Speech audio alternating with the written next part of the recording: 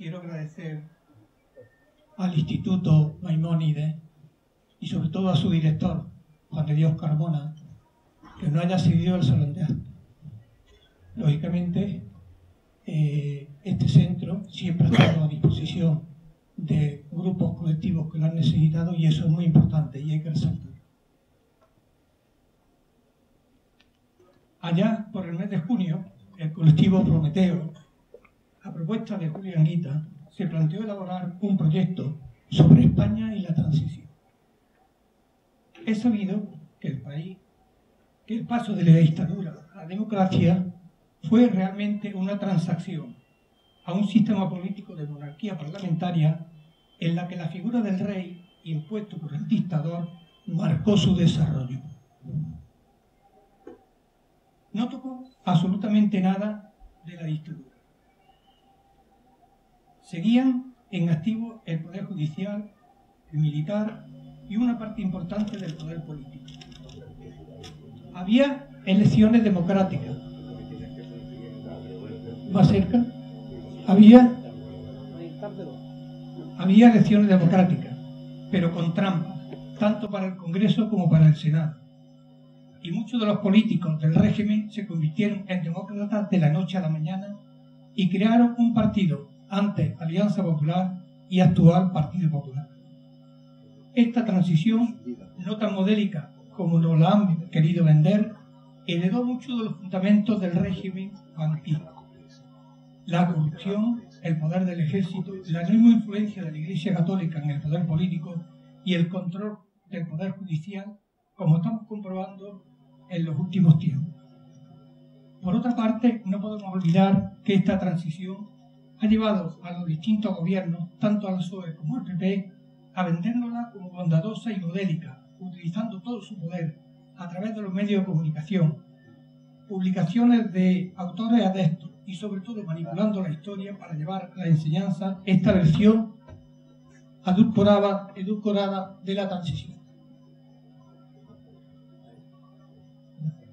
Por ello, el colectivo Prometeo se ha propuesto con este proyecto llevar a la ciudadanía, sobre todo a los jóvenes, información crítica, clara y contrastable sobre el proceso de transición y las consecuencias que ha tenido para el desarrollo político, social y económico en nuestro país, especialmente sobre la implantación del bipartidismo, visibilizando además la situación de desigualdades que viven las mujeres y los trabajadores y denunciar la terrible corrupción institucional que padecemos. A continuación os voy a explicar un poco por qué el proyecto de España y la transición va a durar durante un año entero. Será desde esta primera conferencia que vamos a dar, que nos va a dar hoy Gregorio Morán, hasta el mes de junio. Os voy a enumerar las actividades que tenemos previstas para que de alguna forma ya tengan la información, aunque la iré recibiendo a medida que vayamos celebrando los actos. Esta es la primera, sabéis que se llama la transición, interrogación, continuidad del régimen con la monarquía. En diciembre el 14 de diciembre tenemos papel de los partidos políticos, los sindicatos y la sociedad civil en la transición. El ponente es Felipe Alcaraz. El día 10 de enero tenemos la conferencia Las fuerzas del orden y el ejército, papel desarrollado durante la transición. Y el ponente será el general Julio Rodríguez.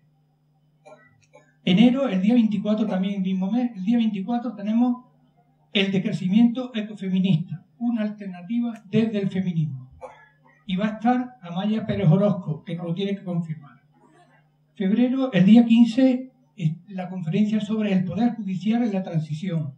Y ya está confirmado el ponente José Antonio Martín Pallín. En marzo, el día 22, papel de la Iglesia en la transición. Y el ponente será Juan José Tamayo Acosta. En abril, el día 15, el Estado plurinacional en la transición. Ponente Vicente Navarro.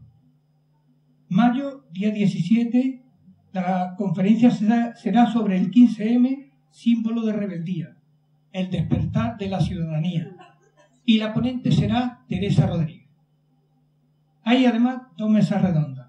Una que será en marzo, el día 1 de marzo, que será Relaciones de España con Latinoamérica, desde la Segunda República hasta la transición, y los ponentes serán Marcela Lagarde, una exdiputada mexicana y, lógicamente, conoce muy bien todo lo que es Latinoamérica, y Juan Carlos Monedero, que también sabéis que ha trabajado muchísimo con gobiernos latinoamericanos, sobre todo gobiernos de izquierda latinoamericana. El día 7 de junio tenemos otra mesa redonda que se titula Una cosmovisión llamada globalización. En ella intervienen 4 ponentes en la mesa redonda: Yayo Herrero, José Esquina, Josefa Polonio y Eduardo Garzón. Esto será la programación del año, y como sabéis os quiero comentar que realmente el colectivo no dispone de medios económicos para desarrollar todas estas actividades. No tenemos ninguna subvención de ninguna institución, a pesar de que lo hemos intentado. Hemos presentado el proyecto a la Diputación Provincial, y la Diputación Provincial al principio lo acoge con bastante benevolencia, aceptando bastante el compromiso de participar, y sin embargo, después, una vez que ya ellos lo estudian el proyecto, lo han rechazado. Por tanto, no tenemos ahora mismo de la Diputación Provincial, de la Concejalía de Cultura de la Diputación Provincial, no tenemos ningún apoyo. Nos han dicho que no hay absolutamente nada de la Diputación. Se conoce que la cultura para ellos no es tan importante. Y por otra parte estamos en conversaciones con la Universidad de Córdoba, y estamos en un camino de que podamos llegar a acuerdos, sobre todo para utilizar sus locales, de salones de actos de las distintas facultades, y a lo mejor alguna que otra actividad que nos pueden subvencionar. Sin más, muchísimas gracias, y paso la palabra al compañero Antonio Pérez, que va a presentar a nuestro ponente. Gracias.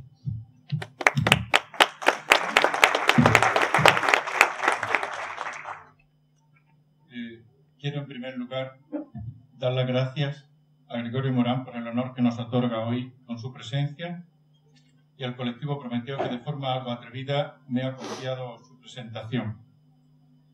Pretendo ser muy breve para no robar tiempo a la exposición e intervención, que es lo que interesa realmente.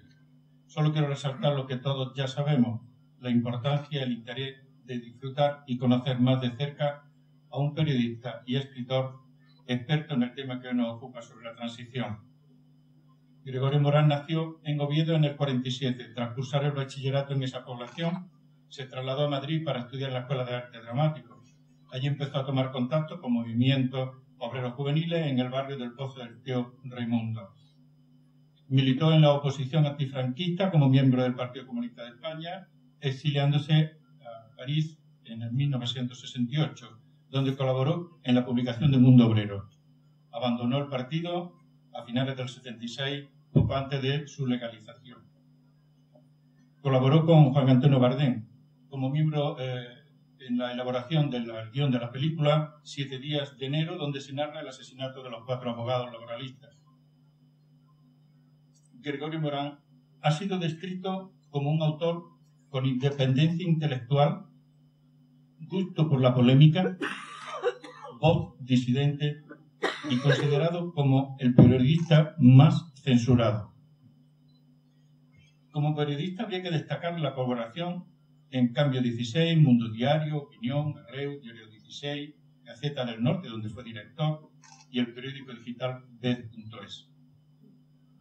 En especial, mención como periodista su trabajo en La Vanguardia, desde el 88 hasta agosto de este año, donde escribía la columna titulada Sabatina en Perspectivas. Aquí fue despedido tras escribir una columna titulada Los medios del movimiento nacional catalán. En ella se critica el proceso independentista catalán, la Generalitat de Cataluña y los medios de comunicación subvencionados por esta, por lo que no se llegó a publicar. Señalaba paralelismo evidente entre el referéndum del 1 de octubre y las consultas promovidas por el franquismo. En cuanto a sus libros publicados, me gustaría resaltar, sería imposible mencionarlos todos porque de sumo interés, pero solamente me paso a limitar 3 o 4 de ellos. Su primer libro, Adolfo Suárez, Historia de una ambición, en el 79, que fue una de las primeras biografías sobre Suárez, figura que volvería a abordar 30 años después, más tarde en Adolfo Suárez, Ambición y Destino. Una de sus aportaciones a la historia reciente de España es la descripción que muestra en la biografía de Suárez de la votación entonces secreta que el Consejo del Reino hizo el 3 de julio del 76 para elegir la terna que debería ser presentada al rey para la elección del presidente de gobierno. En palabras textuales suyas, dijo: la escena con Torcuato fue una de las más hermosas, periodísticamente hablando, de mi vida. En la publicación del 2009 escribe la siguiente dedicatoria: a mi generación que empezó luchando contra la mentira que fue el franquismo y que luego acabó aceptando todas las demás. Escribe también Miseria y grandeza del Partido Comunista de España, que muchos de ustedes conocen como el libro referencia del partido. El precio de la transición, de las que saco 3 frases textuales muy importantes que lo definen y que creo que vienen muy a pego hoy. El precio que pagamos por la transición es sobre todo el creernos una mentira, y eso tiene siempre su precio. El miedo es un elemento clave en la transición. Y los personajes de la transición eran unos impresentables. Hay otro libro importante, magistral, que dice: el maestro es en el Erial, Ortega y Gasset y la cultura del franquismo. Se define como un retrato demoledor de la cultura española de la inmediata posguerra, una explicación de la barbarie en la cual nacimos. Y por último, el último libro, El cura y los mandarines, Historia no oficial del bosque de los letrados, cultura y política en España, que abarca un periodo desde el 62 al 96. Dice Morán que ha dedicado 10 años a escribir este ensayo que comienza en el 62.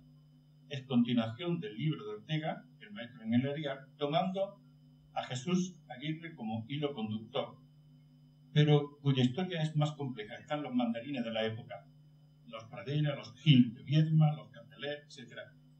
Es, palabras textuales suyas, quizá el más duro y más brutal de todos los que he escrito.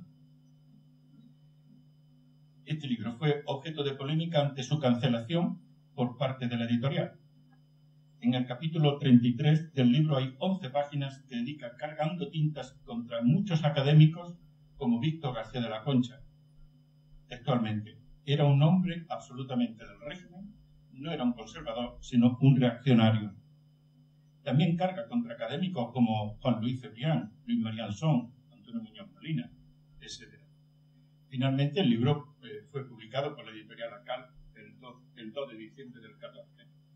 Me gustaría ya, para terminar, leer unas estrofas de un poema ligeramente modificado, con el permiso de nuestro amigo Pepe Castaño, que he escrito recientemente, donde, en mi opinión, podríamos ver reflejada también la posible actitud y el sentimiento de una voz disidente y censurada como la de Gregorio Morán.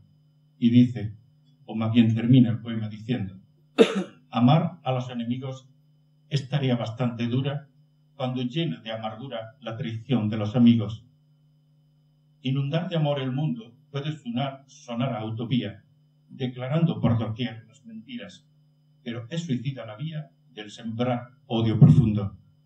Yo aquí mi paz predico, arde el fuego en mis entrañas, por amor a las Españas, a ese afán yo me dedico.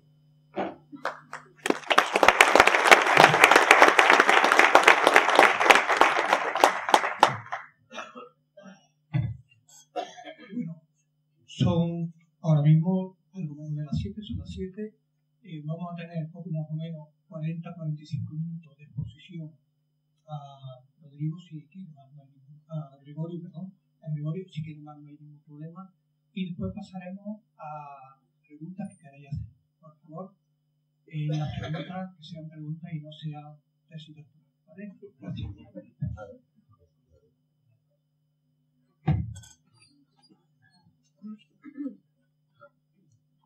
Imagino que se me oye bien.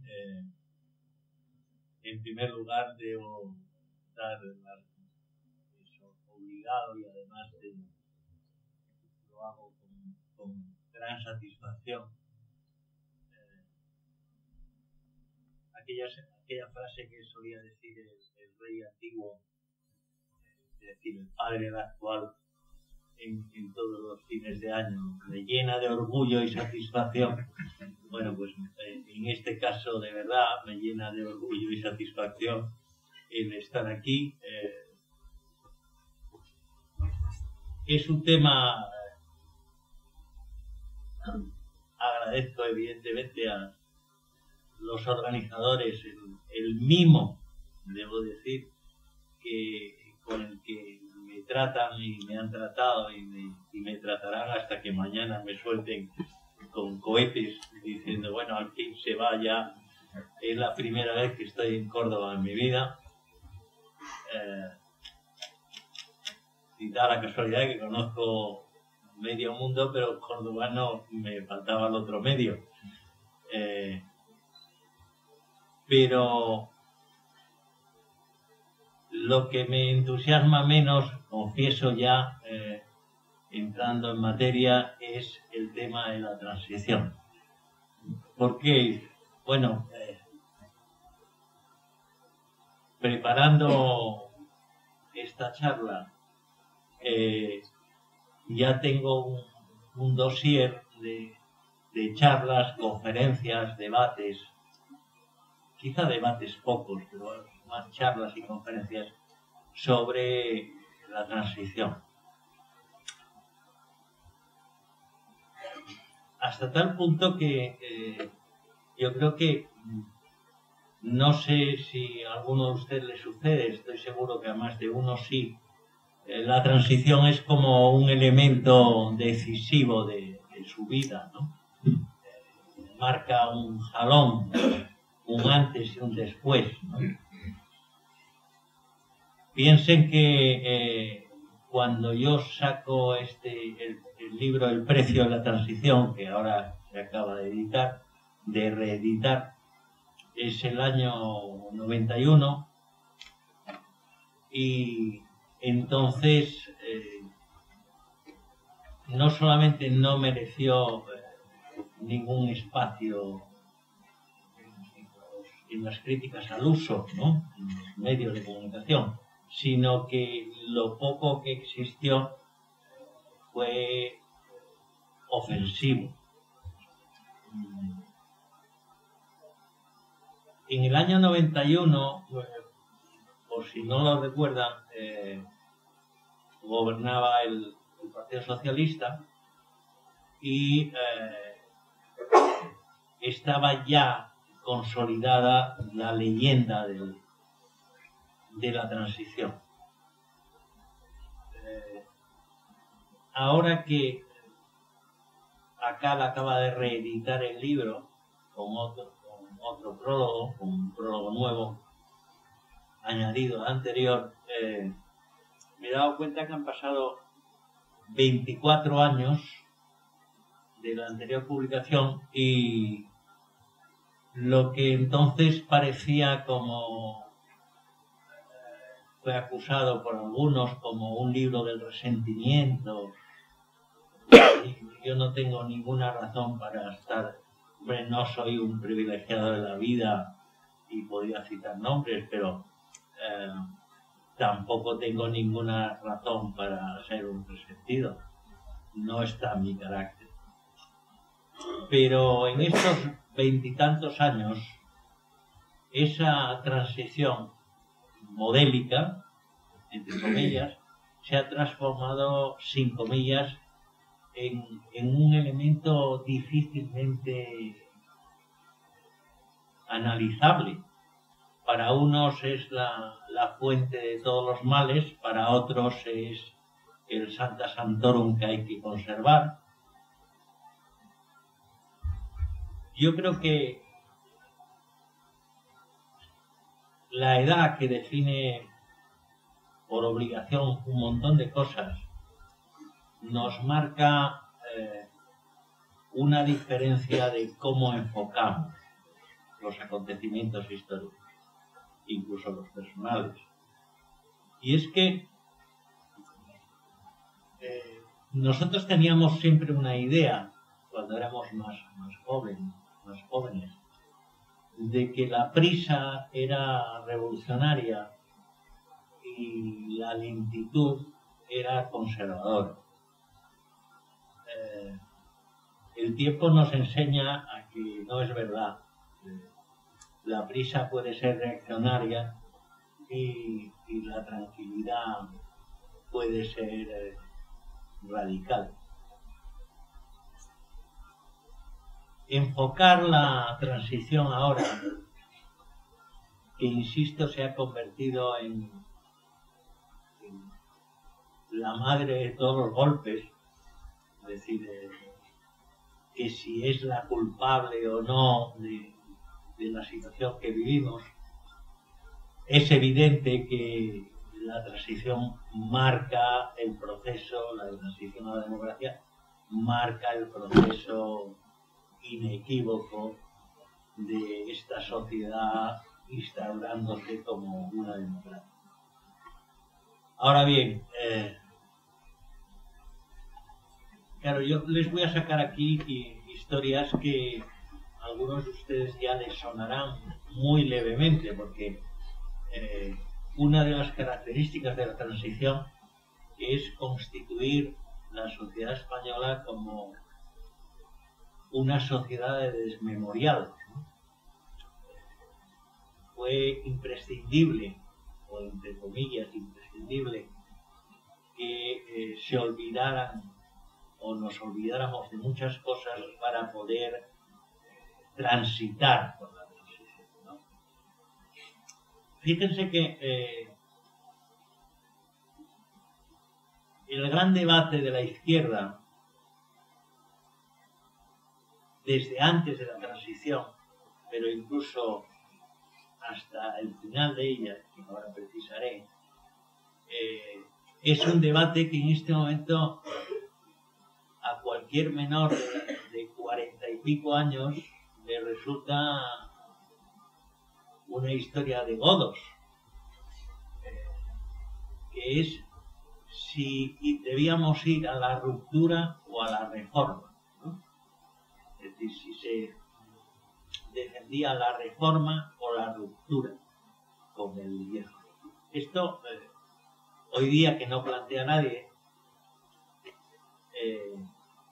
porque las palabras han cambiado y el significado de las cosas incluso también, la imposibilidad de hacer una ruptura con el viejo régimen, que ahora parece como si fuera una responsabilidad de la izquierda, era una responsabilidad social evidente. No había condiciones para hacer otra cosa que una reforma. Y gracias al talento léxico de Raúl Morodo, que entonces estaba en el PSP de Tierno Galván, se inventó una fórmula, porque en la transición se inventan muchas fórmulas, inventó una fórmula perfecta para casar la ruptura imposible con la reforma necesaria, que fue la ruptura pactada, ¿no? Claro, les estoy hablando de chino mandarino, porque esto que eran vitalmente en los años 70 el caldo de cultivo del cual estábamos permanentemente debatiendo, otro matiz importante. Nosotros, muchos de nosotros, casi todos, confundíamos discutir de política con hacer política. Y discutimos muchísimo en la dictadura. Es lo único que era bastante fácil de hacer, ¿no? Pero hacer política es hacer poder, es otra cosa. Y nosotros de esto teníamos muy poca idea. No hay que olvidar que prácticamente todas las fuerzas políticas que se presentan en las elecciones primeras del 15 de junio del 77, no había gente con experiencia parlamentaria. O venían de la clandestinidad o venían del régimen. Tampoco existía una experiencia parlamentaria. Ahora bien, hay algunos detalles importantes para valorar en este momento la evolución de esa transición. La transición, hay cosas que son inamovibles, ¿no? Inamovibles de momento, porque porque claro, en la historia hubo un soviético poco conocido aquí que se llamó Prokofsky, un historiador, que decía que la historia no era más que la política revisando el pasado, ¿no? Y por lo tanto estas cosas pueden cambiar, pero lo cierto es que la fecha del comienzo de la transición es inequívocamente la muerte de Franco, un 20 de noviembre de 1975, y el final del proceso de la transición hay que situarlo en la victoria del Partido Socialista en octubre de 1982. Si nos damos cuenta, si precisamos, pues son muy pocos años, prácticamente 5 años, no llegan a 5 años de proceso de transición. En esos 5 años, ¿qué es lo más significativo? Pues cosas que se han ido perdiendo en el olvido. ¿Quién se acuerda hoy quién era Rodríguez de Valcárcel, ¿no? Por ejemplo. ¿Quién se acuerda incluso de la simpatía de Pepe Zolí Ruiz? ¿Quién se acuerda del larguísimo proceso de Franco que dura 40 días, enfermo, y que en ese periodo el régimen sigue matando, con los famosos 5 fusilamientos de ETA y el FRAP, ¿no? Lo que sí es cierto es que si hay una fuerza con futuro, y fíjense lo relativo que es el futuro, en el comienzo de la transición, esa fuerza es el Partido Comunista de España. Yo he hecho un libraco de tropecientas páginas, que es la miseria y grandeza del PC, al cual he añadido en la última edición y agonía, porque resulta algo sorprendente, ¿no? Como un partido que fue capaz de superar una represión como la que sostuvo Franco durante casi 40 años, se liquida prácticamente también en 4 años de transición democrática. Ese partido no supo adaptarse a el proceso de la transición. Y sin embargo, el Partido Socialista, que era un partido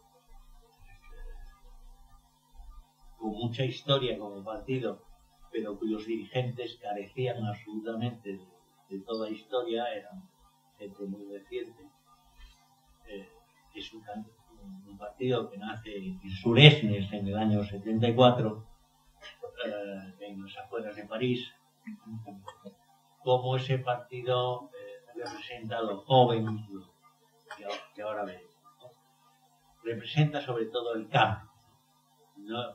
Se ha olvidado que la victoria arrolladora del PSOE en octubre de 1982 lleva un lema que es por el cambio.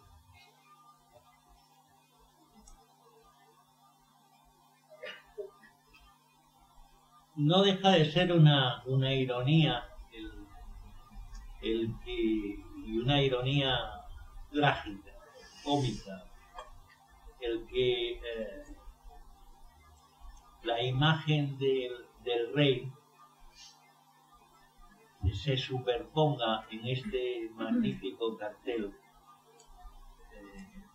que anuncia esta charla al rostro de Franco, ¿no? Es verdad que si hay una característica que define el nombramiento de Juan Carlos como como primer rey, saltándose incluso la vía dinástica de su padre, es, bueno, pues Franco, Juan Carlos, o la continuidad. Si hay algo que está ausente desde los primeros meses de la transición, es cualquier idea de república.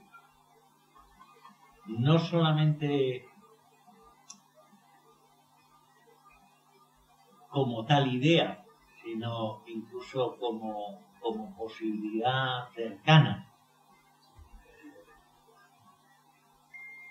Había previsto, los partidos de izquierda habían previsto que a la muerte de Franco se declararía una huelga general, que cada uno tenía un nombre para ella, tanto el PSOE como el PC, como comisiones, como UGT.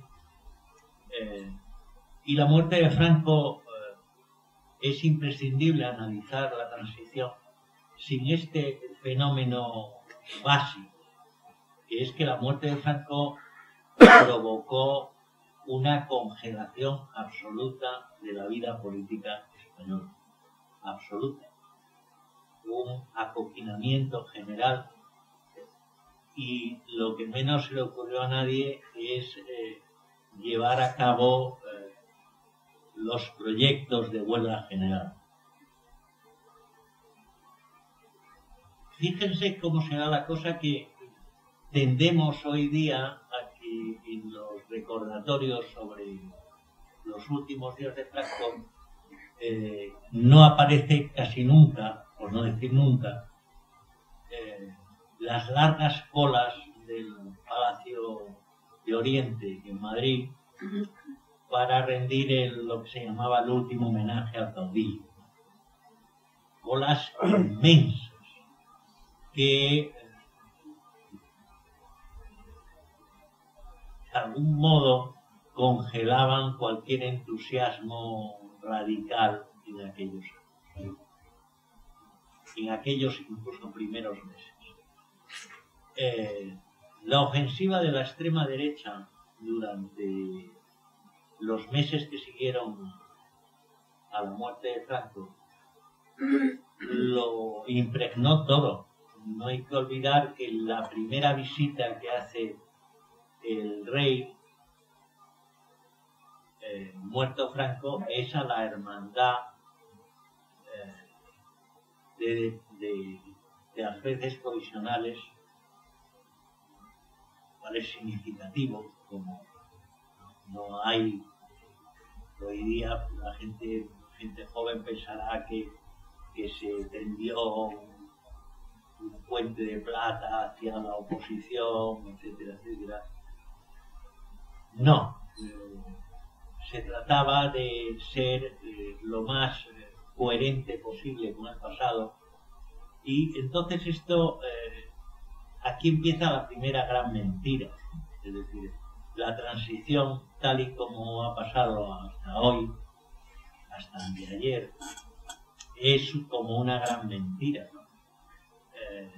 Recuerdo un hispanista por el que siento especial estima, Powell, que buscando tradiciones democráticas y gestos no estrictamente franquistas, a una figura como la de Adolfo Suárez, que ahora veremos brevemente, llega a escribir en su primera cata sobre lo que fue la transición, que en el periodo en el cual Adolfo Suárez había sido gobernador civil de Segovia, por cierto, el momento que tiene el encuentro fatal con Gil y Gil, que es cuando se produce aquella catástrofe de la construcción que había hecho Gil y Gil, tropecientos muertos. Decía Powell, el bueno de Powell, que Adolfo Suárez, en su condición de gobernador civil de Segovia, se había acercado hacia las fuerzas democráticas que operaban en Segovia. Estamos hablando de 1969, si la memoria no me falla. En 1969, claro, para un hispanista estos datos se le escapan. Es posible que hubiera algún demócrata en Segovia, pero estaba escondido. Es decir, que... Y lo que menos se le hubiera ocurrido a un gobernador civil es contactar con nadie que fuera liberal a secas. Es decir, que eso le podía costar el cargo. Hasta tal punto de que todo un general como Gutiérrez Mellado hace un viaje a Rumanía, en el cual, como estas noticias falsas que ahora menudean tanto, los más filofranquistas dijeron que había ido a Rumanía a entrevistarse con Santiago Carrillo, cosa que estaba fuera de las órbitas y de las costumbres de Gutiérrez Mellado y de las posibilidades de Carrillo en Rumanía. Esto significó su cese inmediato y la posibilidad de que hubiera podido hacerlo. Por lo tanto, no hay ninguna veleidad democrática hasta la muerte de Franco. Es más, incluso la larga agonía del dictador no provoca reacciones a favor de la democracia. El único que se mueve como pez en el agua es Fraga Iribarne, dada su condición de embajador de Franco en Londres, de lo cual se encargan permanentemente los medios de comunicación afines de lo que sería luego El País. Recuerdo una revista que ustedes ya no recordarán, un semanario que se llamaba Gentleman, que le hace una entrevista un periodista que ahora les sonará a ustedes mucho más, pero que entonces no les sonaría nada, era Juan Luis Cebrián, futuro director del País. Le hace una entrevista a Fraga en Gentleman con unas fotografías bajo la gran estatua que hay en Londres a Winston Churchill. Claro, eran tiempos en los cuales la manipulación y la desvergüenza tenían todas las ganas. Pero ya nadie se acuerda de Carlos Arias Navarro, ni salió una necrológica, porque aseguraron que se había muerto. Pero es difícil precisar hasta cuándo se murió. Se presentó en el grupo aquel de Alianza Popular que llevaba Fraga, pero fue el primer presidente de la monarquía, es decir, continuista, porque fue el último presidente del franquismo y el primer presidente de la monarquía de Juan Carlos. ¿Quiénes formaban el primer gobierno de la transición, para entenderlo? Pues personajes que muchos de los cuales a ustedes ya no les sonarán absolutamente nada, o estarán en la retromemoria, ¿no? ¿Quién se acuerda ahora de Silva Muñoz, que era entonces la gran figura del futuro?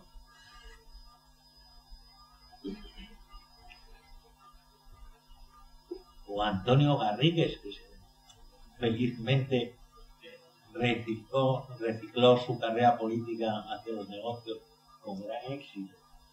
Incluso había el único personaje que pasará a la historia, era el menos citado de todos, que era el ministro secretario general del movimiento, que se llamaba Adolfo Suárez, pero al cual, si ustedes tienen la mala intención de revisar la hemeroteca, verán que nadie le daba ni la más mínima chance de política, y ni siquiera no de futuro, sino de presente. El otro día contaba que incluso los que estábamos más metidos en la vida política de entonces, cuando nombraron a Suárez González presidente del gobierno, en la famosa terna que elabora Torcuato Fernández de Miranda, todos nosotros pensamos que se trataba de Fernando. Fernando, que es un político todavía en ejercicio, diciendo las mismas tonterías que decía ya entonces, más porque con la edad perdemos. También se apellidaba Suárez González, pero era el único que nos sonaba. Fernando Suárez González ha sido ministro de Trabajo y luego fue subsecretario de Presidencia. Pero Adolfo Suárez González, por más que se revisaban en las hemerotecas, no se encontraba nada referente a él. Esta fue una de las jugadas maestras de la transición, obra no del rey, sino que carecía del más mínimo talento para esto y para casi nada, sino de Torcuato Fernández Miranda, que necesitaba un personaje suficientemente secundario y dúctil y que creara el mínimo de conflictos posible y que todo el mundo creyera que iba a manejar, cuando el único que le iba a manejar era él, Torcuato Fernández Miranda. Y este personaje es Adolfo Suárez. Incluso el propio rey no tenía muy claro si Adolfo Suárez iba a ser el hombre que consiguiera aquel encaje de bolillos que consistió en la transición. Porque la transición, ¿cuál es el defecto más grave de la opinión? Hay varios, pero hay uno que es el más grave de todos. Y es que la transición democrática en España, que afecta a millones de ciudadanos, es una operación que se hace no más con dedos de 5 dedos de una mano, incluso sobran dedos.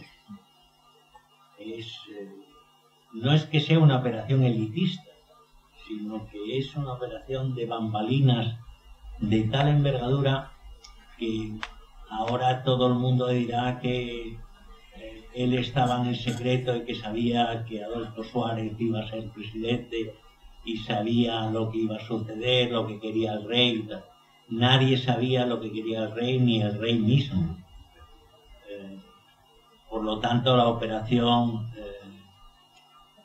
cómo transformar un régimen dictatorial en una democracia parlamentaria era un trabajo que insisto en considerarlo auténtico encaje de bolillos, y esa es obra de un personaje como Torcuato Fernández Miranda, capaz de cortar un pelo en 3 cortes. Incapaz, por otra parte, de adaptarse a su mismo invento. Si hay un hombre que queda liquidado en el primer proceso de la transición, es el mismo Torcuato Fernández Miranda. En política, cuando uno da una oportunidad a otro para que le caliente el asiento, no solamente le calienta el asiento, sino que en general se queda con él. Y esto es lo que hizo Adolfo Suárez a partir del famoso referéndum, hoy olvidadísimo, de diciembre de 1976, que se llamaba referéndum por la reforma política.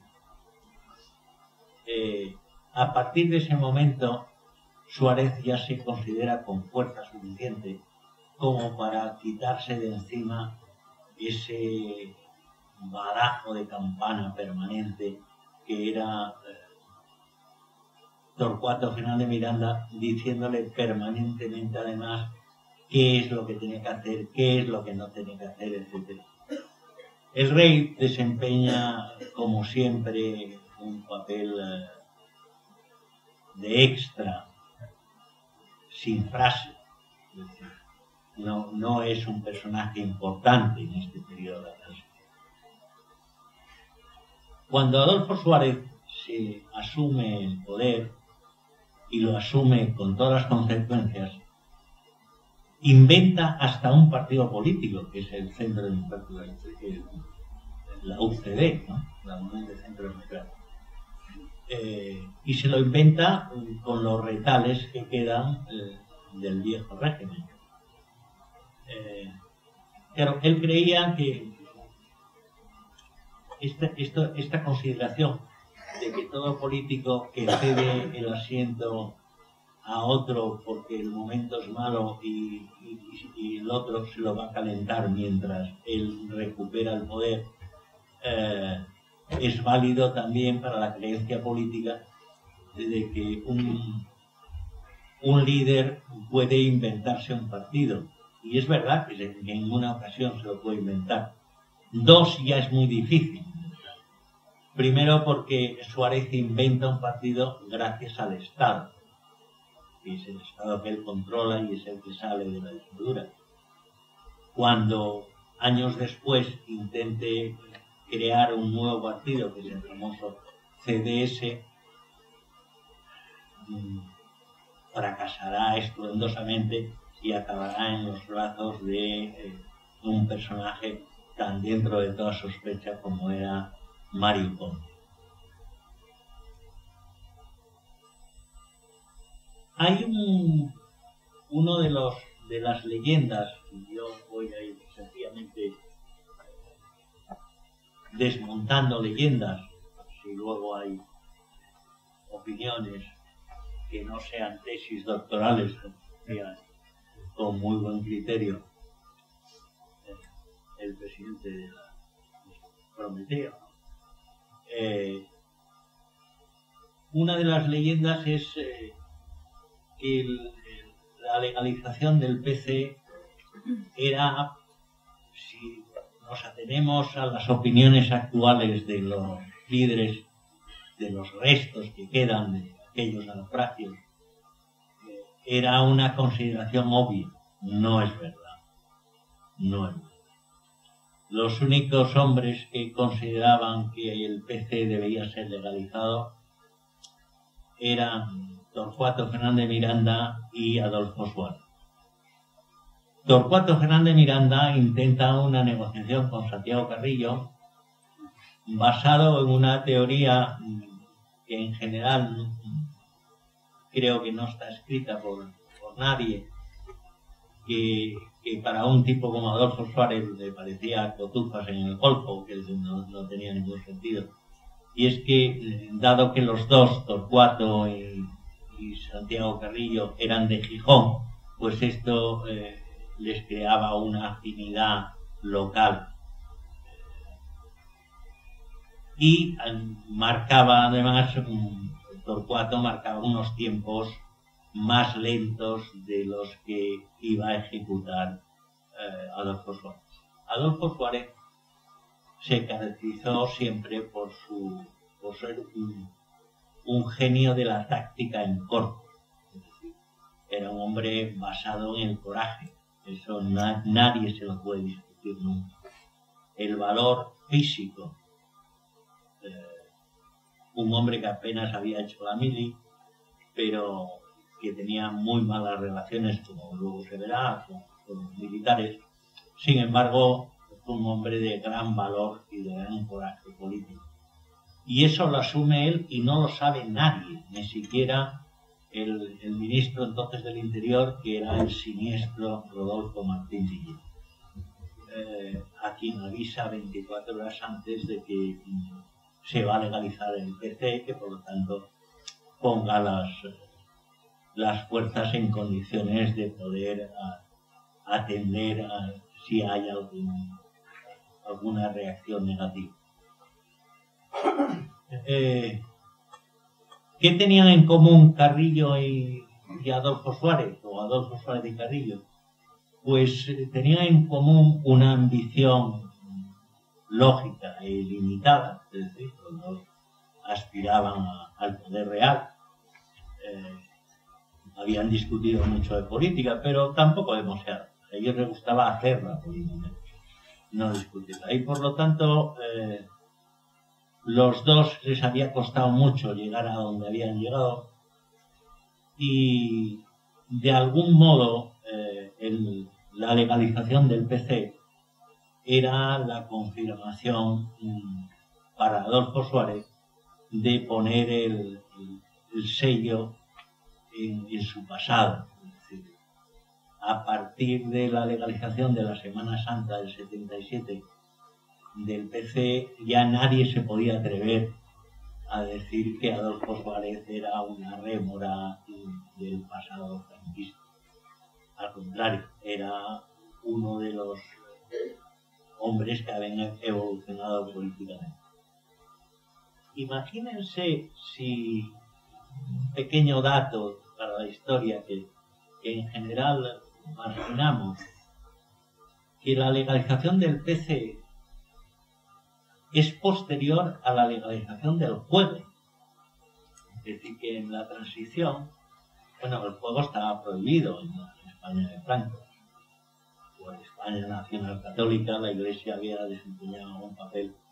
La Iglesia, que tan importante función tuvo en el juego y en la lotería de toda España, pues consideraba que el juego era pecado. Siempre y cuando no lo controlaran ellos, obviamente, y estaba prohibido. Quiero recordar que la fecha exacta fue, si la legalización fue en Semana Santa, el juego se legalizó en febrero del 77.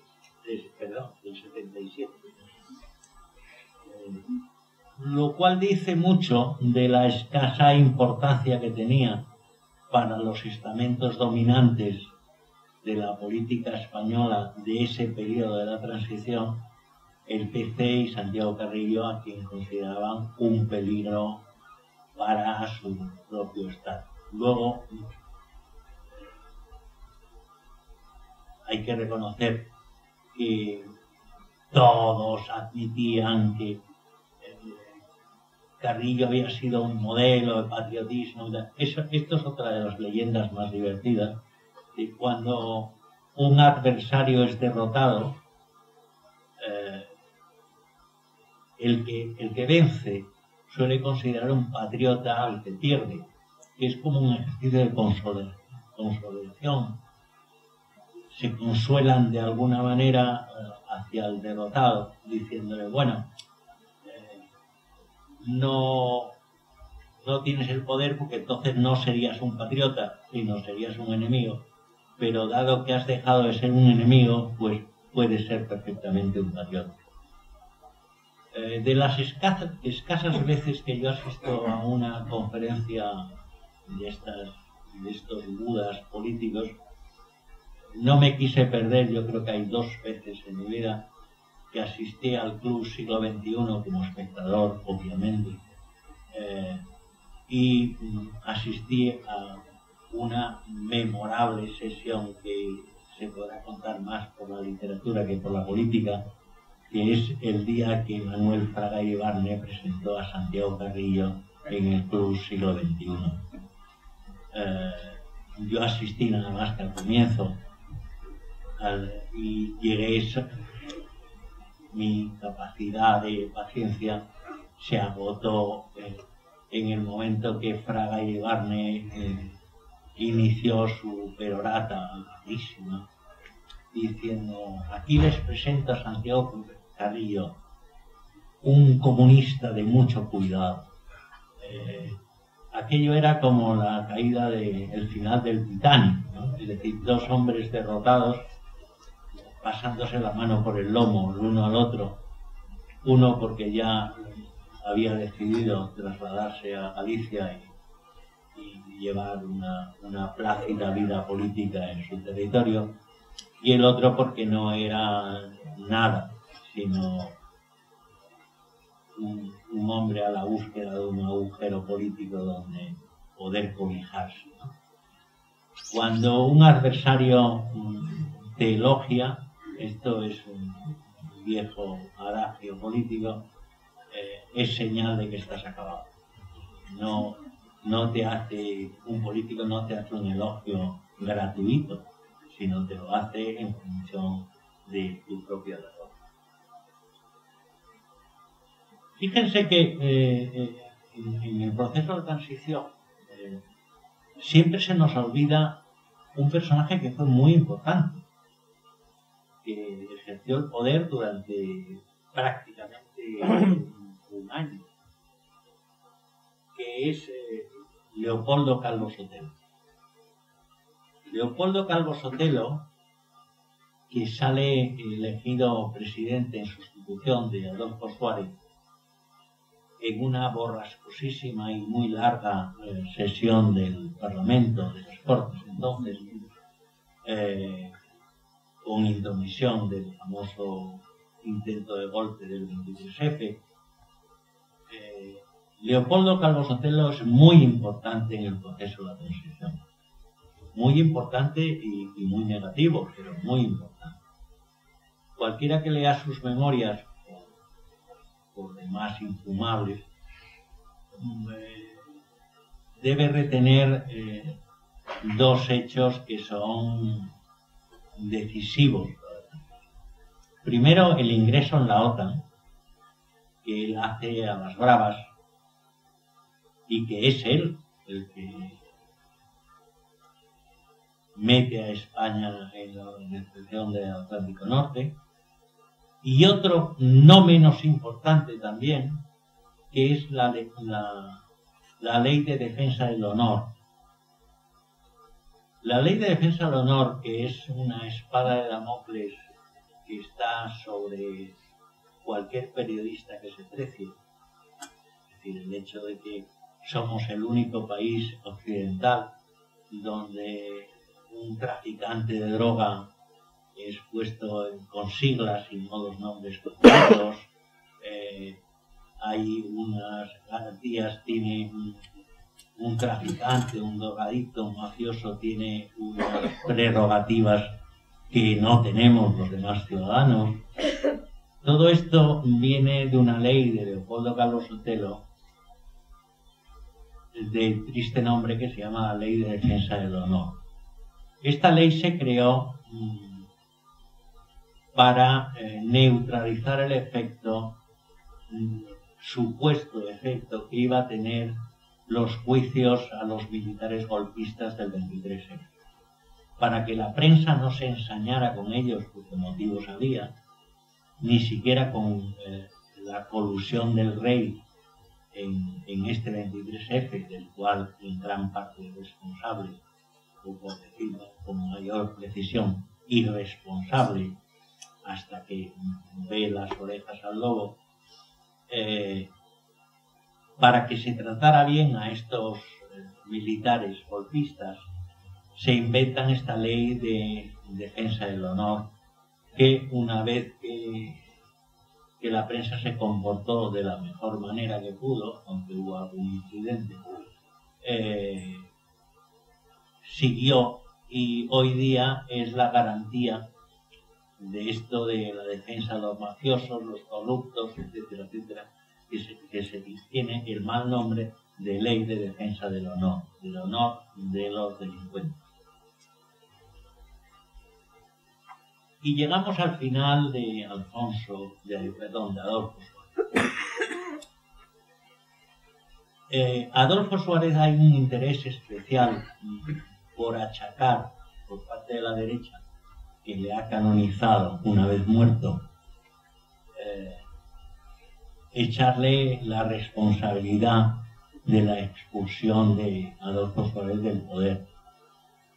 No fue la izquierda la que liquidó a Adolfo Suárez, fue la derecha más conservadora y más obvia la que liquidó a Adolfo Suárez. Suárez para ellos era un peligro. Ellos querían un partido de derechas de toda la vida y no eran conscientes de esa inconsciencia que ha tenido casi siempre la derecha española, por no decir siempre, consideraban que Adolfo Suárez estaba demasiado inclinado hacia pactos con la izquierda, ya fuera con el PSOE, ya fuera con el PC. Por cierto que el PC no le hacía ningún asco, incluso Carrillo llegó a proponer un gobierno de gran coalición con Adolfo Suárez y el PSOE, ¿no? Carrillo, con tal de al fin ser ministro de lo que fuera, aunque fuera de Marina, que hacían en la República, era capaz de lograr o de intentar los pactos que fueran menester. La liquidación de Adolfo Suárez es un lunar muy grave en la transición. Primero porque no se explicó el papel del 23F, donde Adolfo Suárez ve venir al monstruo y donde hay una serie de fuerzas económicas, políticas, incluso el propio rey, que con una irresponsabilidad más que notable facilitan el intento de golpe de Estado del 23F, que desbarata sobre todo Tejero en el momento que considera, hombre, o sea que yo me levanto con mis números de la Guardia Civil para que todo sea igual. No, yo quiero volver atrás. Entonces, claro, de pronto se dan cuenta que ese Guardia Civil no recibía solamente órdenes, sino además tenía un supuesto pensamiento que era el pensamiento del franquismo y de volver atrás, ¿no? Pero lo cierto es que Adolfo Suárez ya era un bien amortizado. Por eso, cuando sale Leopoldo Calvo Sotelo en sustitución, por cierto, propuesto por Adolfo Suárez para que le calentara la silla mientras volvía al poder, y siguiendo la tradición se queda en ella hasta que lo saca el PSOE en octubre del 82, resulta que la derecha, esa derecha que consideraba demasiado radical a Adolfo Suárez por sus posiciones, que a más de uno de nosotros pues nos parecían moderadísimas, será el que traiga al PSOE al poder. Las elecciones de octubre del 82 son el barrimiento absoluto de la derecha tradicional y entra una nueva clase política heredera de alguna manera, como sabremos luego, de los aspectos menos felices de la derecha, que se propone racionalizar, que decían ellos, que decía Boyer y Solchaga, nuestra economía, nuestra vida social, nuestra enseñanza, etcétera, con una base también procedente en buena parte del PC, que después de la victoria de octubre del 82 bascula en gran parte ese PC hacia posiciones del Partido Socialista. Entonces tenemos ahí el monstruo completo, es decir, el proceso de la transición empieza con la muerte del caudillo, para entendernos, y termina con una nueva situación que ya desborda del marco que yo estoy describiendo, que es qué significó el gobierno del PSOE durante 13 años, más o menos, o 16, fueron tantos que ya se me olvida, qué significó el Partido Socialista y Felipe González en el poder como elemento del cambio. Y la cantidad de ilusiones que había en la transición se transforman y se multiplican incluso con la victoria del PSOE en octubre del 82, con los resultados que ya conocemos. Cabe decir que prácticamente todos los aspectos negativos y algunos positivos, pocos, yo no recuerdo ninguno, pero digo esto por si acaso, los aspectos negativos de la transición los concentrará el PSOE en lo que se llama la corrupción, la utilización del Estado en beneficio propio, el terrorismo de Estado, etcétera, etcétera, para un grupo político que, como todos, era nuevo, es decir, que carecía de experiencia. Era un grupo político que sabía, que aprende en el poder, es decir, que personajes como, si ahora echamos de la vista a la hemeroteca y leemos las declaraciones de primer Felipe González, no digamos ya los mítines de campaña de la OTAN, ahora no, etcétera, etcétera, sino ya en el poder, los primeros años del PSOE y de Felipe González en el gobierno, están ya dados muchos de los elementos que posteriormente convertirían a la transición, aquel periodo, en la madre de todos los males. Por lo tanto, yo tenía la idea de que el título general de esta introducción a la transición fuera vigencia y caducidad de la transición, pues ahí lo tienen ustedes. Así que en el gobierno socialista de octubre del 82, con mayoría absolutísima, ratificada luego en las siguientes elecciones del 86, todavía con mayor virulencia y mayor potencia de fuego por parte del PSOE, en eso está la vigencia y la caducidad del proceso de la transición española, sobre el cual nuestra generación, gran parte de los que estamos aquí, y más muchos que no tienen la edad que tenemos nosotros, pero que sufren igualmente ese periodo de vigencia y caducidad en la transición, que fue y que acabaría siendo de una manera definitiva la losa en la cual se entierren muchas ilusiones que hubo en este país vísperas de la muerte. Gracias por escucharme.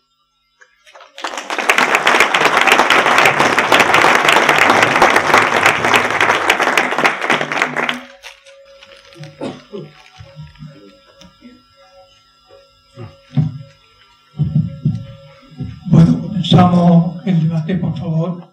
Los que queráis hacer preguntas, levantamos la mano y vamos dando la palabra. Cogemos varias preguntas, va tomando nota Gregorio y ya contesta varias preguntas, ¿de acuerdo?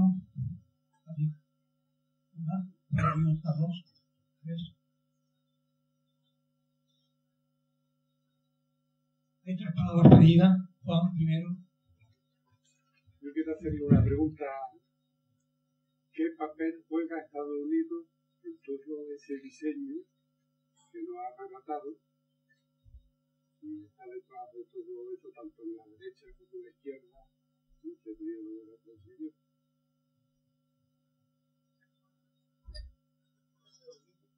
Pues yo quería preguntarte por qué ciertas fuerzas del Partido Comunista, como era Dolores Barri o Ignacio Gallego, otros pesos pesados del PP, consintieron el juego de Santiago Cabillo. Por entonces, un poco pues, dio el juego de los que hablaban.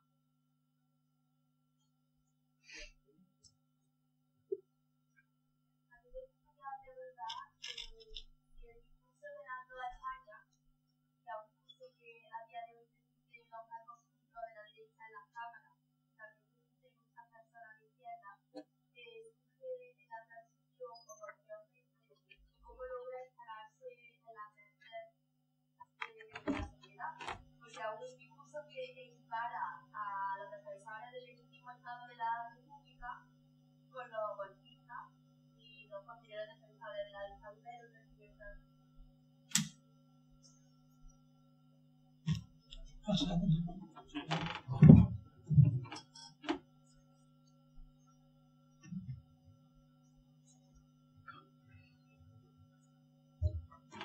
empezando por el final, ¿no? Por las dos Españas. La teoría de las dos Españas, lamentablemente de gran tradición en este país,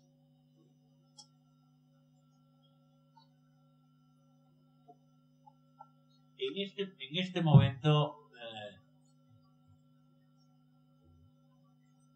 hay algo que tengo por aquí apuntado que no he querido ni siquiera tocar porque vengo de Cataluña, donde este problema se ha multiplicado, ¿no? Es que los hechos han cambiado muy poco, pero las palabras han cambiado muchísimo. Es decir, que en este momento hay gente de derecha que te puede llamar fascista con una facilidad y una frivolidad fuera de toda duda, ¿no?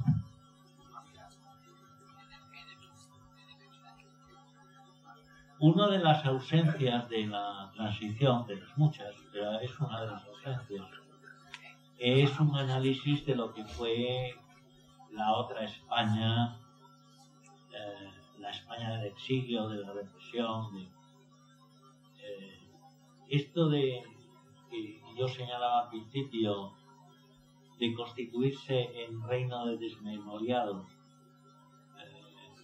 tuvo una vigencia hasta ahora.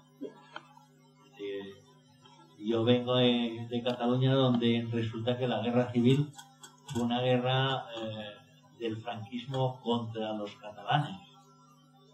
Entonces, claro, yo no soy creyente, pero enfrentarse a una discusión con creyentes es imposible. Es decir, cuando uno se aferra a apelaciones que tienen muy poco que ver con la razón, pues no hay discusión posible. El cambio de las palabras sí que es muy importante, porque llamar presos políticos a los que no son presos políticos, llamar fascista a quien es todo lo contrario, parece un juego de equívocos de consecuencias incalculables, porque si el lenguaje cambia y no cambia la realidad, estamos en una ficción literaria. A mí me irrita especialmente que en el periodismo que se hace actualmente se llame a las informaciones relatos, ¿no? Esto me parece, un relato es un relato. Un relato puede ser la elaboración de una realidad, pero está elaborada, no es la transcripción de una realidad, sino sencillamente la construcción literaria de una realidad. Y en periodismo, pues un relato tiene valor en cuanto a relato literario, pero no en cuanto a realidad. Por lo tanto, creo que uno de los dramas en los que estamos viviendo ahora es que la ausencia de objetivos por generaciones, nuevas generaciones, el hecho de que no se explicaran las cosas como se debían explicar, han generado este cambio en las palabras. Fíjese en un detalle. La necesidad de sacar de las tumbas a todos los fusilados y liquidados y represaliados en la dictadura es una obra de nietos, no de hijos. Es decir, que más de uno en los años venideros, más de un nieto, tendrá que plantearse cómo fue posible que durante todo el periodo del PSOE, por ejemplo, fuéramos muy poco atentos ante este fenómeno de restituir a las víctimas en la dignidad que se merecían. Porque no fue solamente responsabilidad del PSOE. El PSOE no tenía, en este sentido, hizo lo mismo que hizo gran parte de la población. Pensar estas cosas que en política se da mucho, eso de esto no es prioritario, ahora lo prioritario es tal o cual cosa. Por lo tanto, creo que uno de los grandes peligros de una situación como la que estamos viviendo, además de una ausencia del futuro, es el no poder designarlo. No podemos decir hacia dónde vamos porque ni siquiera hay palabras para decirlo. Habrá que inventar otras nuevas porque las viejas se nos han quedado viejas. En Alemania hubo un debate famoso hace muchos años que era sobre el pasado que no quería pasar. Pero claro, aquí nunca hemos, hasta ahora, hasta fecha muy reciente, con los nietos,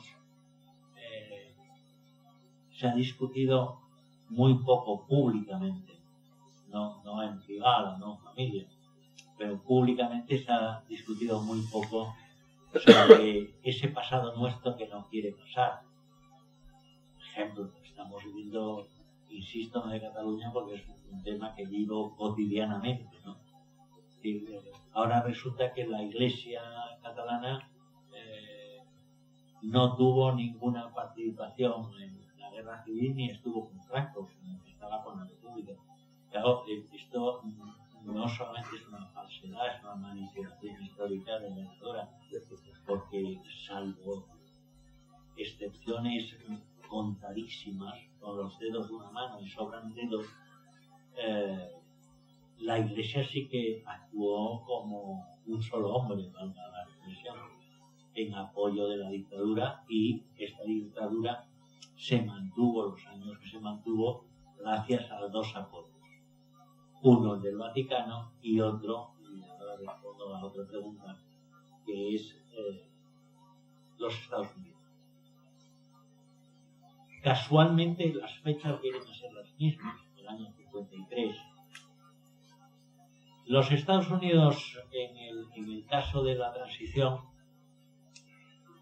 estaban obsesionados con Portugal.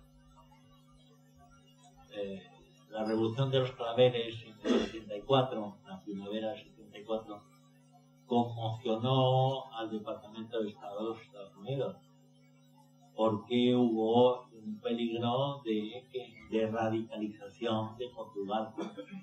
Y después de las experiencias que habían tenido los Estados Unidos, existía todavía evidentemente la Guerra Fría y los dos bloques, pues tuvieron especial atención a partir del año 53 en apoyar cualquier opción que no fuera la opción rupturista.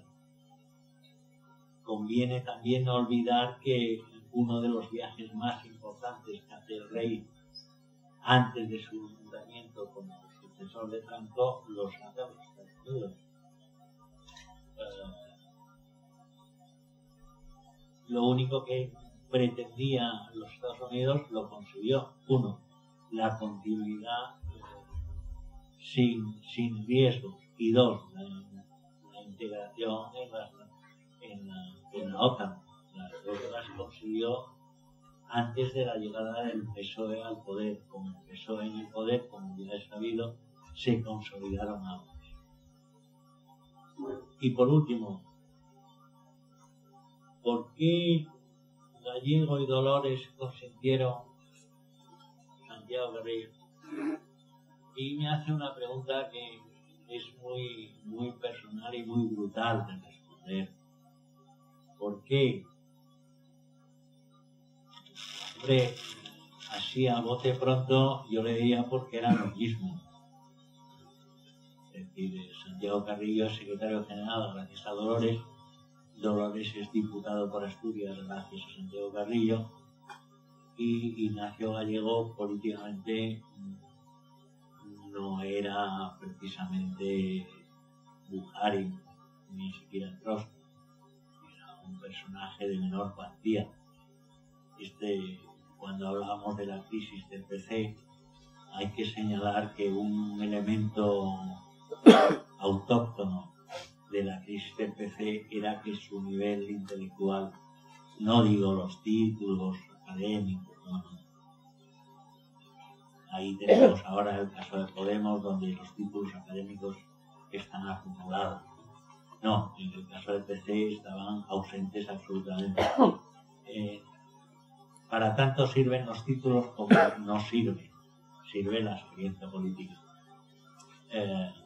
Santiago Carrillo había construido un partido a su imagen y semejanza, es decir, con sus intereses. Y una cosa que he comentado recientemente, sobre todo porque es un tema sobre el cual le doy vueltas ahora que uno se ha hecho mayor, es que Carrillo tenía un rasgo que en su momento no valoramos lo suficiente como elemento negativo, que era la edad, y que para él la transición era el último vagón del último tren. O se sumaba ese vagón y ese tren, o ya no pasarían más trenes ni más vagones para él. Y claro, si uno desde los 14 años no ha hecho otra cosa más que discutir de política y se va a morir sin ser ni subsecretario, esto tiene que afectar. Para aquellos que nos dedicábamos a la política como función ética, pues no tiene importancia. Pero aquellos que estaban dedicados a la política como ejercicio de poder, esto es un rasgo muy importante. Y yo no pienso en frases de Carrillo. Yo no he venido aquí a hacer ejercicios de estilo. Yo he venido a tomar el poder, o el poder que me concedan para poder ejercerlo en la medida de mis fuerzas, ¿no? Y las fuerzas del partido. Y que en Carrillo se da una curiosa paradoja. Es capaz de construir un partido, un instrumento, y lo construye él, es verdad, que al mismo tiempo de destruirlo, ¿no? Entonces y acaba en el mismo punto que había empezado su vida, ¿no? Es decir, que eso es literariamente, yo creo que el día de mañana, algunos ya no lo veremos, pero será importante para la literatura, para el relato. Un hombre que empieza en el Partido Socialista y acaba sus últimos días patéticamente convertido en una especie de figura, ni siquiera un icono, sino una figura desdeñada por un Partido Socialista que está en el poder o que conserva el poder, y que un personaje como Alfonso Guerra puede en un momento determinado, no es el momento de que Santiago Carrillo reingrese en el Partido Socialista, que espere. Hombre, esto es un final patético. Otra cosa es la de la militancia, eso es otra historia. Pero los militantes clandestinos y la gente que dio, no solamente se jugó la vida, sino la dio, y que fue malgastada por unos dirigentes con un nivel político muy bajo. Pero si tenemos en cuenta que partidos mucho más potentes como el Partido Comunista Italiano, entró en una crisis de la cual no salió, pues imaginémonos si los talentos del PCE eran Santiago Carrillo, Delicado, Ignacio Gallego, Gregorio López Ramundo, etcétera, etcétera, que quien los conoció sabe que no daban más de sí, eran lo que eran, y por lo tanto nadie era capaz de tirar la primera piedra a su propio tejado o a su propia chapa.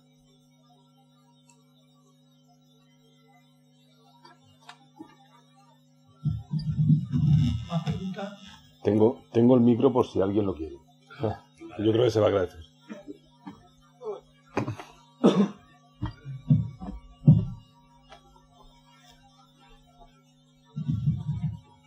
Sí, yo quería, me parece la exposición que ha hecho de la transición bastante completa, pero casi muy basada en 3 o 4 personajes claves de la vida política del momento, pero no va más allá. Entonces a mí me gustaría, por ejemplo, un régimen que había sido, digamos, su sucesor natural había sido matado Carrero Blanco un poco años antes, que estaba un poco en cierta crisis por eso, y sobre todo los mecanismos que tenía la oposición democrática, sobre todo la Junta Democrática, que luego se une con la Plata Junta, la plataforma, con los movimientos autonomistas y demás, que no ha hecho ninguna referencia. Me gustaría cómo eso es barrido tan rápidamente, como en el referéndum del 76, ese referéndum en que la alternativa era reforma o ruptura. Hubo los partidos más de la izquierda, ya hablábamos de ruptura, pero sin embargo el PSOE había hecho un congreso semi-legal 1 mes o 2 meses antes de ese referéndum. Y sobre todo también el papel de algunas grandes movilizaciones que hubo en la etapa, sindicales, en el tema del caso de Atocha, de los atentados de Atocha, que está intrincado en ese momento, y el tema también de, por ejemplo, de las grandes movilizaciones autonomistas, que un ejemplo paradigmático es las grandes movilizaciones de diciembre en Andalucía, que de alguna forma, pues en la primera etapa de la transición metieron en crisis a la UCD como partido de gobierno, dimitió un ministro de eso, y en fin, esas grandes movilizaciones como se disuelven, parece que tú apuntas, los líderes poco, los mayores están pasados y los jóvenes pues son los que se apuntan a eso, pero me gustaría que si podías decirnos algunas pinceladas de esos acontecimientos que se dan en la transición y que no has dicho para nada. ¿Otra más? Sí. ¿Pregunta? Bien, yo más que una pregunta, o sea, un poco quizá No, yo más que una pregunta, y quizá un poco al hilo de lo que ha dicho el señor, me resulta un poco muy simple las explicaciones que se han querido dar aquí de la transición, centrándolas en 3 o 4 personalidades. Me parece que es una cosa muy simple que se da. Es cierto y se sabe la importancia y el papel y la incidencia que Carrillo y sus otros dirigentes tenían, digamos, en lo que era la parte unitaria del partido. Pero creo que no se explica claramente que todo un partido haga ese seguidismo, porque había gran parte, digamos, de ese partido que era, digamos, interior y no exterior. Y que habían vivido y habían creado una organización y una realidad interna que muchas veces contraponía a decisiones de esta parte exterior del partido o de dirigentes externos. Y creo que se minusvalora un poco, digamos, el papel que también ese partido tuvo en la transición. Porque el derecho a participar, digamos, en las elecciones se la ganó a pulso el partido. No fue solo decisión de Suárez y tal, porque incluso, como se dijo, el propio Partido Socialista y otros estaban, digamos, en contra de que en una primera etapa fuera, digamos, legalizado el paro. Es verdad que se hablaba mucho de política, como se ha dicho aquí, y se hacía poca política. Bueno, había gente que con sus cortas miras sí que actuaban y daban, diríamos, y hacían algo más que hablar de política, en movilización y en organización, digamos, de gran parte de la población española, no solo obreras, sino incluso intelectuales, etc. Y se pasa muy de paso, se habla, dice, el partido, de verdad, es lógico que seguramente no se supo adaptar. Parece ser que el PSOE sí supo adaptarse y se pasa un poco, no se incide lo suficiente, qué importancia tuvo. Y ya se ha dicho algo de Estados Unidos, pero yo lo ampliaría a otros sectores de la socialdemocracia, en apuntalar un sistema, un partido, que lo que era apuntalar al régimen en contra de un partido que lo tenía todo en contra, que era el Partido Comunista. Y hay una cuestión que más que en la época del 77, que tanto se hace ahora incidencia, 77-78, como ya la traición que se hace de los partidos de izquierda al régimen, y se acepta el régimen, se acepta todo el tema.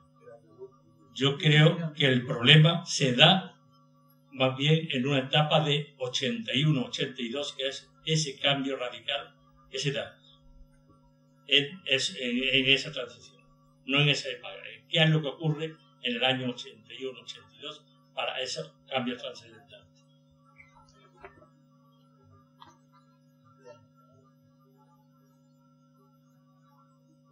Bueno, voy a responder. No sé.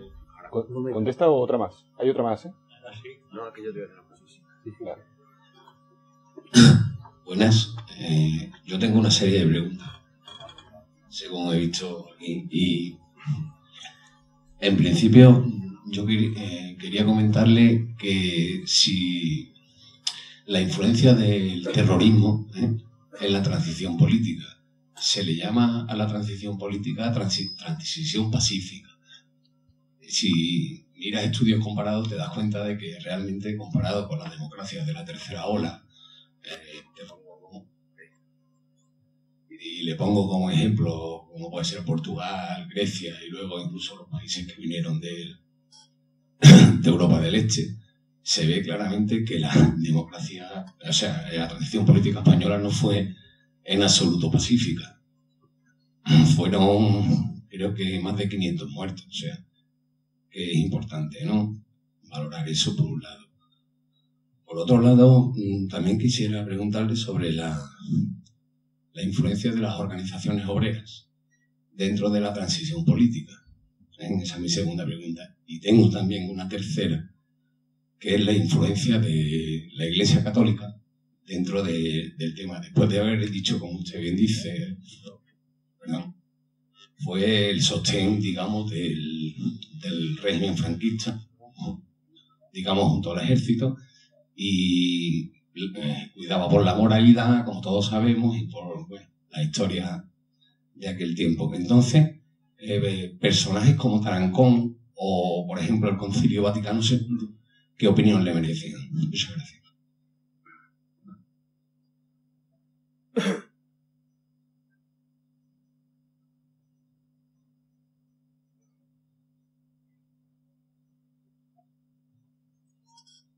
Vamos a ver. Y ya sé que es una, digámoslo así, es una putada el tener que explicar que los esfuerzos de los movimientos de masas se reducen al final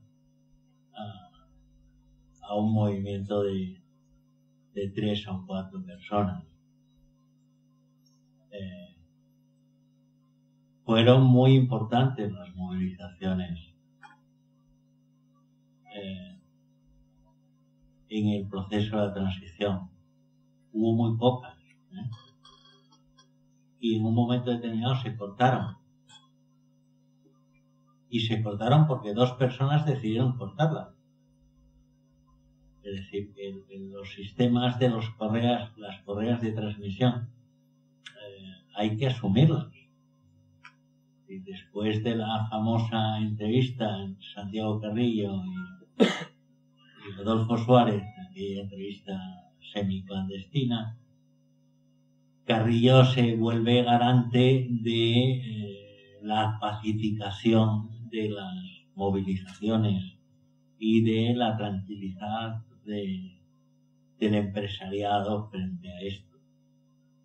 Yo sé que me acuerdo hace unos años, cuando saqué el libro en el año 91, la primera edición, se reprochaba mucho el que le daba demasiada importancia al factor humano, para entendernos, de las 3 o 4 personas que habían ejecutado la transición y que habían llevado a los demás por un territorio que es el que ellos querían. Pero los hechos son así, es decir, yo sé que uno queda mucho mejor si dice la presión de la clase obrera sobre la transición fue enorme. Vale. ¿Y en qué se notó? Es decir, se tumbó a un ministro acabado en Andalucía. Bueno, ¿y qué más? En el movimiento revolucionario, y esto es una vieja historia ya del periodo de Stalin, daba la casualidad de que Stalin siempre explicaba que eran las masas las que movían a los grandes movimientos. Esto, cosa que ni Lenin ni Marx habían llegado tan lejos, cuando en definitiva las decisiones las tomaba Stalin, quiero decir que, y luego en la correa de transmisión transformaba esas orientaciones en ejecución.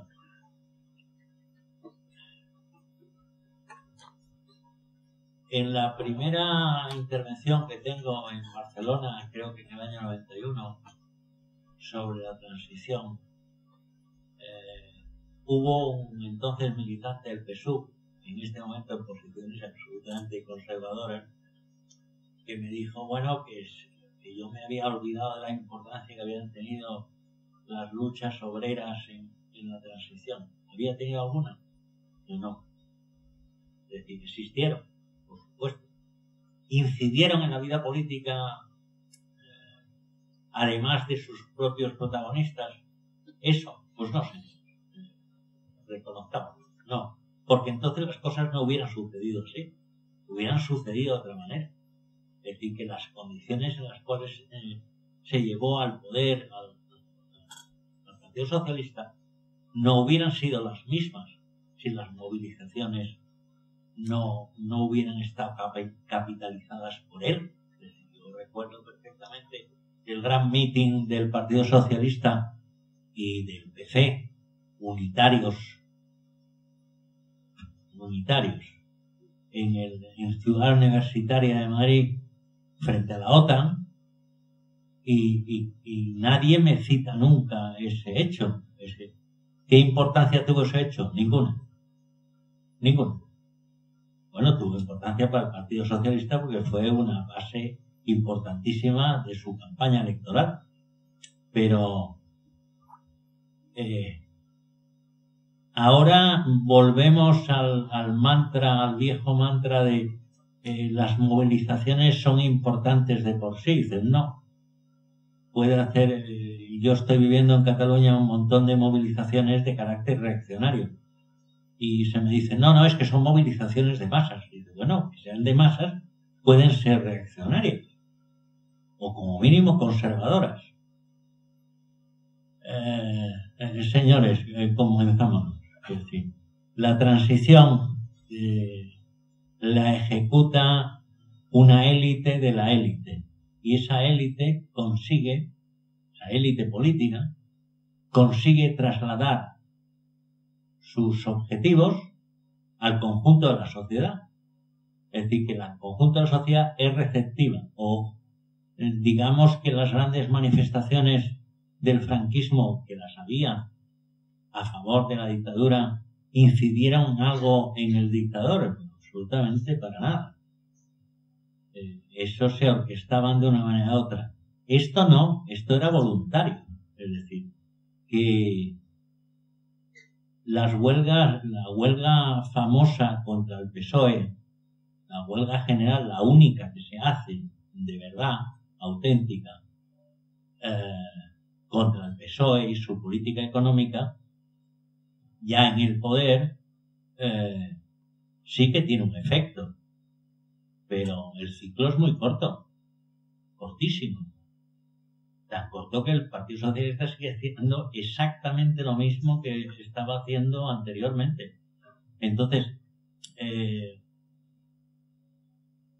eso de que las masas tienen razón siempre, yo creo que las masas en general no tienen razón nunca. Y lo digo sin ningún rubor porque ya soy mayor. No tienen razón nunca. Lo que pasa es que a veces coinciden con los movimientos históricos y eso le da una envergadura superior. Pero que si evaluamos los movimientos de masas en general, pues podemos tener un desequilibrio notable entre los movimientos de masas de carácter conservador y los movimientos de masas de carácter progresivo. No. Ya sé que quedo mucho mejor si explico cómo se condicionó la victoria de la legalización del PC por la presión que la clase obrera. A Adolfo Suárez la clase obrera se la bufaba, digámoslo clara y rotundamente. Absolutamente. Y a Santiago Carrillo poco menos.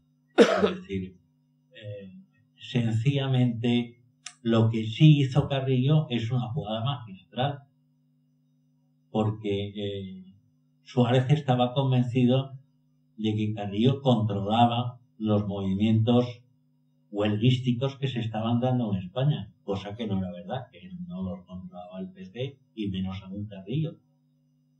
Y entonces se ofrece como intermediario ante Adolfo Suárez para la paralización de cualquier actitud rebelde. Con lo cual Carrillo queda como una figura de consenso magnífica y Adolfo Suárez, por otra parte, se siente contento de haber encontrado el aliado perfecto para eliminar uno de los focos de peligro para el régimen. No olvidemos que la transición es la hegemonía de la derecha y que aunque nos cueste hoy decirlo y esto haya costado lágrimas de sangre y no solamente lágrimas, Franco le daba más importancia a lo que hacía o dejaba de decir Gil Robles, el viejo Buda que no pintaba absolutamente nada, ni siquiera la democracia cristiana, o Ruy Jiménez, le daba más importancia que una manifestación por Grimao, por ejemplo. Bueno, pues era una desproporción, sí, sería una desproporción, pero esto estaba muy en la perspectiva de la derecha. Y además la historia le dio la razón, es decir, que los movimientos que intentan sacudir la transición y el modelo canónico y legendario de la transición van de más a menos, de una manera total. Es decir, desde los primeros meses de la muerte de Franco, y no hay que olvidarlo, ese mes estaba convocada una huelga general que nadie se atrevió ni siquiera a sacar el famoso panfleto del que habla Julián Ariza en sus memorias. Nadie, porque no había condiciones para hacer ninguna huelga, es decir, no había condiciones obreras, es decir, efectivamente no había condiciones. Entonces, volviendo al tema de la personalidad en la historia, pues es fundamental. Es decir, vamos, aquí somos leninistas de boquilla, es decir, vamos a ver, seamos claros, sin Lenin no hay asalto al Palacio de Invierno. Bueno, pero las masas querían lo que los bolcheviques quisieran en aquel momento, y los bolcheviques lo que quisieran en aquel momento lo decidía Lenin. Vale, bueno, a partir de este reduccionismo podemos llegar a conclusiones muy exactas. Pero los movimientos de masas revolucionarios son aquellos que se levantan contra el poder constituido y pueden suspender una guerra o pueden provocarla, pero no se dio el caso, al contrario. El miedo se permaneció durante gran parte de la transición, y el que diga lo contrario no la ha vivido de verdad, o la ha vivido en una cápsula de cristal. No, no es verdad. Lamentablemente hay que reconocer que la importancia de personajes, un personaje como Torcuato Fernández Miranda, que tuviera una influencia política de masas, pues sí, no de masas, pero sí influyó en aquellos mecanismos del Estado. Y Adolfo Suárez y el rey. Pero bueno, pero no nos hemos cansado de burlarnos del rey. Está este cartel aquí delante para demostrarlo. Y sin embargo, fue indiscutido durante todo el proceso de la transición. ¿Que era muy discutido en casa? Por supuesto, que alguno de nosotros en casa podía decir lo que quisiera, pero él permaneció siendo el heredero fiel y disciplinado de la dictadura. Por lo tanto, ya somos mayores, es decir, eliminemos la paja de este camino. Es decir, lo terrible es que unos tipos decidieron por nosotros. Y además decidieron mal. Vale. Pero que no digamos que fue una oportunidad perdida. No había discusión, reforma, ruptura. No había ninguna posibilidad de ruptura. Porque las rupturas sí que las hacen las masas. Y las masas no estaban por la ruptura. Sin más. Otra cosa es que la situación actual se viva como una ruptura. Esto es otra cosa. Yo no me estoy refiriendo ahora, sino a en parte. ¿Más preguntas? No, termino.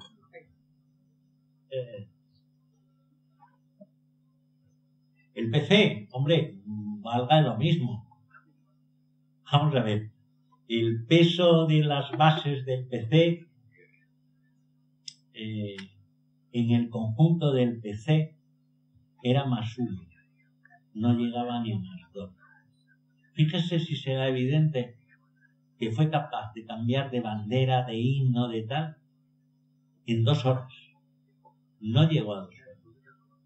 Solamente hubo una persona que se opuso, y era un profesor de instituto de Barcelona, Quim Sempere. Fue el único hombre que dijo, hombre, una decisión así necesita un poco de tiempo para que la discutamos. Y le miró ese conjunto, que algunos de ustedes pueden decir que era la base del partido, vamos, le hizo callar inmediatamente. Es más, no, seamos sinceros y asumamos la historia. El primer gran mitin del PC en Ventas se lincha auténticamente a palos a los tipos que sacan una bandera republicana. No fue en Ventas, perdón, fue en Vista ¿no? ¿Cómo en 24 horas se puede cambiar 30 años, 40 años de historia? Se puede cambiar. Y el papel de las organizaciones de base, pues también, mire usted, en una organización de tipo leninista o otra, digamos el PSOE, cuando decía aquello de quien sale y quien se mueve no sale en la foto. Es decir, los partidos jerárquicos, donde la dependencia no solamente del poder, sino de sus fondos económicos, depende del jefe, del superior, pues son posibles cosas. Entonces no construyamos una historia, es decir, ya somos mayores, asumamos la envergadura de la derrota y no se la pasemos a otro. No porque nosotros tengamos toda la responsabilidad, pero sí hay con nuestro silencio una manera de asumir esa derrota y tenemos que romper ese silencio diciendo lo que creemos. Que la transición no fue pacífica, no no. En todo movimiento siempre hay un montón de muertos. Esto es inevitable. Es inevitable. El problema es que se gotearon muertos. Es decir, esas páginas oscuras de Martín Villa como ministro de Interior, de lo que podíamos llamar, y ahora ha cogido un cierto vigor, las cloacas del Estado, los grupos terroristas de extrema derecha, eso existió y actuó. Que tuvo poca importancia en el momento que el Estado consideró que debía dejar de pagarles, eso se redujo considerablemente. Pero bueno, ahora nos acabamos de enterar de la Policía Municipal de Madrid y sus profundas reflexiones. Claro, cuando la Policía Municipal, después de tantos años de democracia, es capaz de considerar a Hitler como un modelo, hombre, esto sí que es un peligro. Es decir, que esa democracia no ha calado lo suficiente en la sociedad como para eliminar cualquier tentación de violencias, que las hubo, individuales, pero las hubo. Y por último, la Iglesia.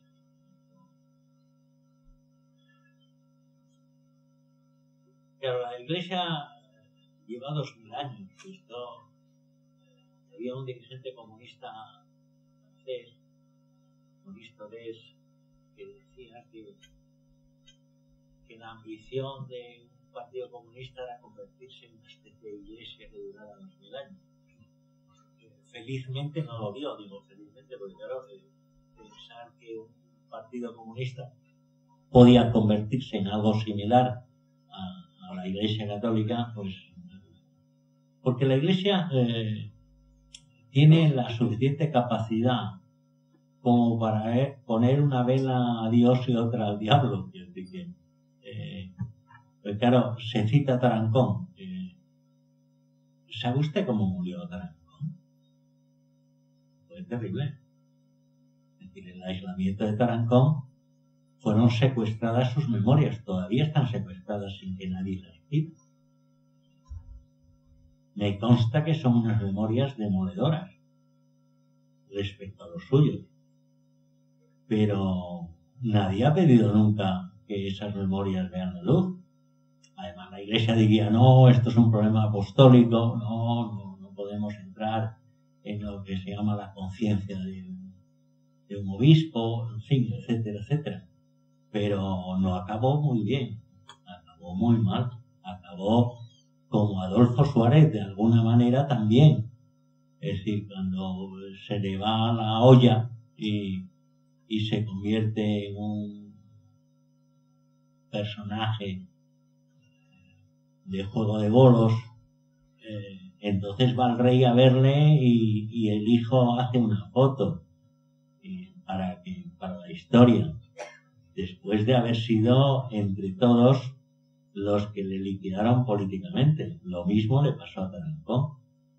Es decir, sin Tarancón, la Iglesia española probablemente, ven ustedes otro rasgo fundamental de que, sin ser Disraeli, el historiador británico que consideraba las personalidades como los grandes ejecutores de la historia, sin ejercer de Disraeli, es verdad que el papel de los individuos en la historia es decisivo, tan decisivo como esto.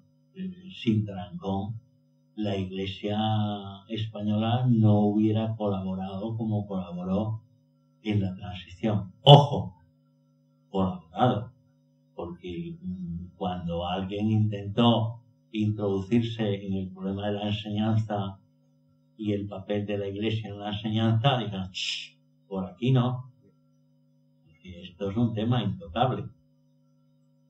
Y ustedes tienen aquí monumentos o un monumento histórico en el cual hay una catedral dentro de un monumento musulmán, que es una prueba inequívoca de ese sincretismo, de decir, ojo, pero Suerte que no hemos derribado lo demás.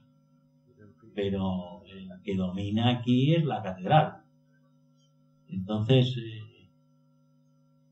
2000 años de historia y sobre todo algo que nunca una organización laica como un partido comunista o no se puede comparar a una iglesia. Es que las iglesias tienen algo que yo diría que felizmente mucha gente considera lo contrario, y es que las iglesias gozan de la llave que abrir más allá. Entonces, claro, ante esto más de uno se arruga y se inclina, y por lo tanto el problema de los partidos políticos es que a duras penas tienen la llave del más acá. Entonces ir más lejos sería imposible.